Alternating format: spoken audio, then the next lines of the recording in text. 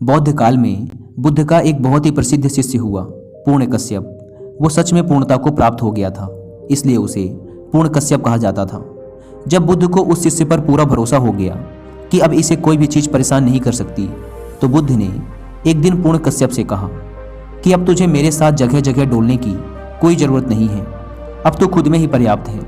अब तुझे किसी बुद्ध की ज़रूरत नहीं रही। इसलिए अब तो गांव-गांव और नगर नगर जाकर जो भी तूने मुझसे सीखा है उसे लोगों में लौटा। अब से यही तेरा काम है। तूने जो पाया है उसे लोगों में बांट। पूर्ण कश्यप ने कहा, लेकिन किस दिशा में जाऊं?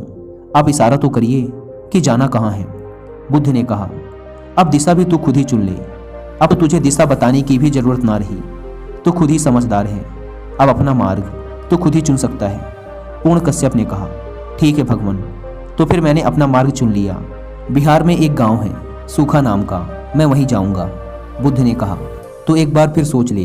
वहां जाकर तू बहुत बड़ी उलझन मोल ले रहा है। बड़े ही दुर्जन और जंगली लोग रहते हैं वहां। उन्होंने आज तक किसी सन्यासी को ना देखा होगा। तेरा जीना मुश्किल कर देंगे वो लोग। बड़ा रस आता है उन्हें दूसरों को दुख पहुंचाने में।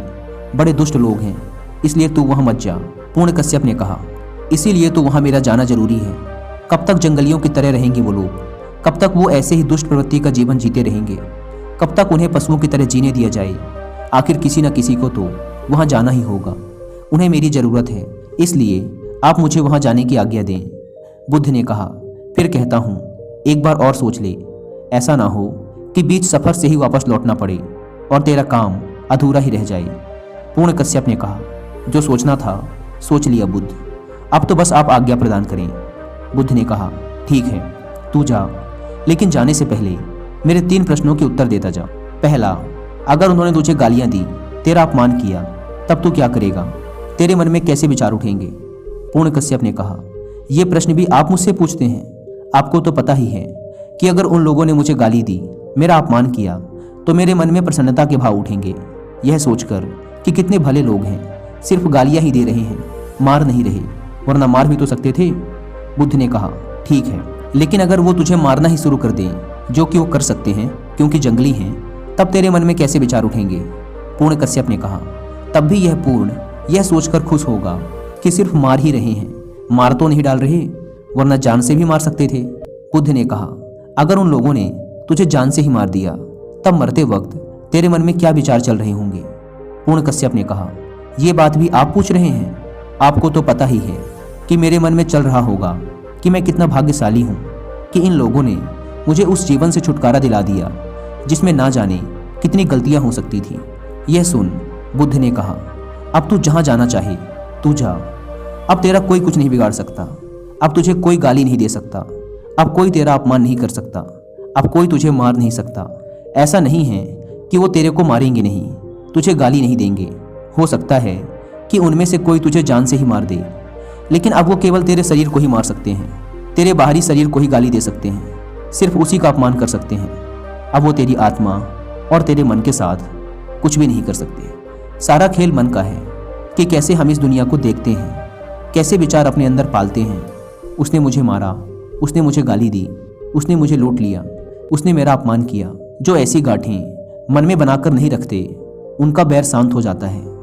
मन में बैर रखकर जीना नर्क में जीने के समान है। इस दुनिया में कहीं और कोई नर्क नहीं। मन में शत्रुता रखकर जीना ही नर्क में जीने के समान है। हम जितनी ज़्यादा शत्रुता अपने आसपास बढ़ाते चले जाते हैं, हम उतना ही बड़ा नर्क अपने लिए बनाते चले जाते हैं। हम जितनी ज़्यादा मित्रता अपने आसपास बढ़ाते चले जाते हैं, हम उतना ही बड़ा स्वर्ग अपने लिए खड़ा करते जा रहे हैं। स्वर्ग नर्क जैसा कुछ भी नहीं होता। ये तो बस मन की 2 अवस्थाएं हैं। शत्रुता में जीना ही नर्क है और मित्रता में जीना ही स्वर्ग है। जब कोई सारे जगत को मित्र की तरह देखता है, तब ऐसा नहीं कि सारा जगत उसके लिए मित्र हो जाएगा। इस भूल में रहना भी मत। लेकिन जब हम सारी दुनिया को मित्र की तरह देखते हैं, तो हमारे लिए ये सारी दुनिया मित्र हो गई। हमारे सारे शत्रु समाप्त हो गए। और अगर कोई हमसे शत्रुता करेगा, तो वो शत्रुता उसके मन में होगी। वो उसकी पीड़ा पाएगा, हमें कोई पीड़ा ना दे सकेगा। इस संसार में शत्रुता से शत्रुता को कभी मिटाया नहीं जा सकता। केवल मित्रता से ही शत्रुता को शांत किया जा सकता है। कुल मिलाकर सब कुछ हमारी सोच पर ही निर्भर करता है कि हम सकारात्मक सोचते हैं या नकारात्मक। नकारात्मक सोच का परिणाम भी नकारात्मक ही होना है और सकारात्मक सोच का परिणाम सकारात्मक। विश्वास और सकारात्मक सोच पर मुझे एक कहानी याद आ रही है। एक बार एक गांव में भयंकर अकाल पड़ा। पुराने समय में जब अकाल पड़ता था तो लोग यज्ञ आदि किया करते थे, क्योंकि उनका मानना था कि इससे जल के देवता प्रसन्न होते हैं और फिर बारिश होती है। तो इस बार भी गांव के सारे लोगों ने मिलकर एक बहुत बड़ा यज्ञ करने की योजना बनाई। यज्ञ शुरू किया गया। यह यज्ञ 9 दिनों तक चलने वाला था और गांव वालों का मानना था कि यज्ञ खत्म होते ही जोरों की बारिश होगी। 9वां दिन भी आ गया, जिस दिन सारे गांव वालों को इकट्ठा होकर यज्ञ वाली जगह पर जाकर जल के देवता से पानी की मांग करनी थी। जब सभी लोग यज्ञ वाली जगह पर जा रहे थे तो उसी भीड़ में एक 8-10 साल का बच्चा भी था, लेकिन उस बच्चे ने अपने सर पर एक छाता ओढ़ रखा था। किसी बुजुर्ग ने पूछा, ये छाता क्यों ले जा रहे हो? तो बच्चे ने कहा कि आते समय जब जोरदार बारिश होगी तब ये छाता ही तो मुझे पानी से बचाएगा। कितना विश्वास था उस बच्चे को कि बारिश तो जरूर होगी। उस छोटे से बच्चे ने सकारात्मक सोच और एक मजबूत विश्वास का परिचय दिया। अगर इसी विश्वास और सकारात्मक सोच के साथ हम अपना काम शुरू करें तो हो सकता है कि थोड़ा समय लग जाए, लेकिन यकीन मानिए कि उस काम में हमारी सफलता निश्चित है।